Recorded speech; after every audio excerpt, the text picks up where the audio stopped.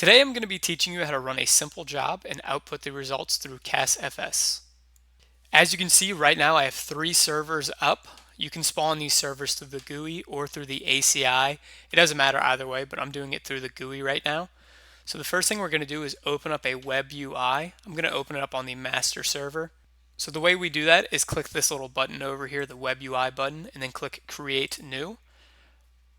I'm going to work in VS Code.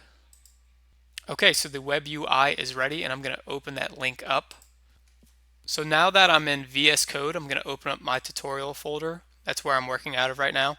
And I'm going to open up the test.sh file. So as you can see, I pre-made a simple script. All it does is echo hello into this text file. So to run this job, I'm going to work in the terminal that is built into VS Code, and I'm actually going to cd into my directory, so cd tutorial.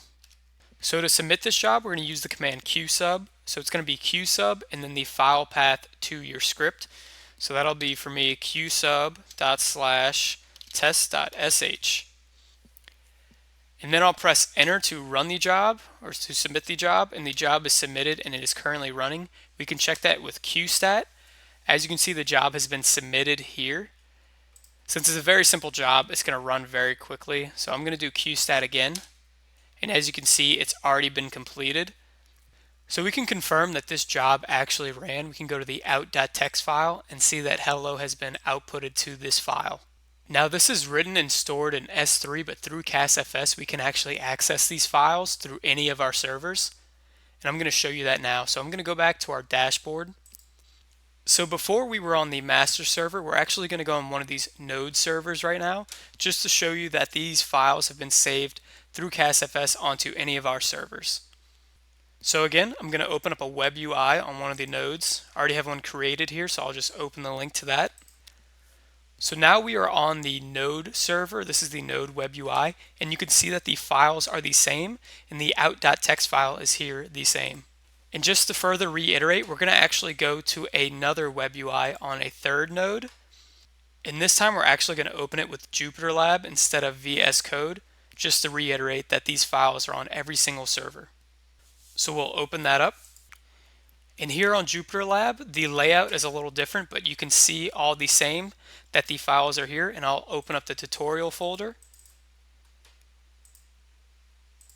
And here you can see our job is there, and then our out.txt file is there. And what's cool is that these files will be there no matter what. So say we accidentally close out of these IDEs and we accidentally terminate our servers.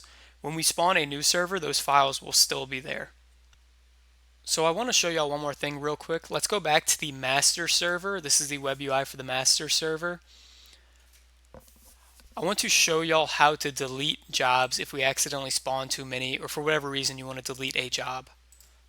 But first I'm going to actually change our test script a little bit. I'm going to add a sleep timer to this. So I'm going to add sleep, let's say 100 seconds, just to give me some time to delete it. So I'm going to submit this job now with qsub. It's going to be qsub./test.sh. And I'm actually going to submit a few of these. So qsub, and then we'll check these with qstat. And as you can see, I have about 5 jobs running right now. Say I want to delete one. So I'll do qdel and then the job ID of the job here on the left. So qdel 32.